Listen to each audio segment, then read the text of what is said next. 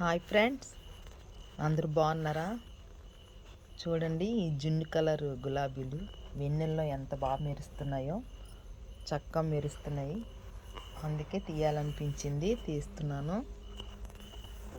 చూడండి ఎలా మెరుస్తున్నాయో. ఈ వెన్నెలకి ఈ పువ్వులకి చాలా మ్యాచింగ్గా ఉంది.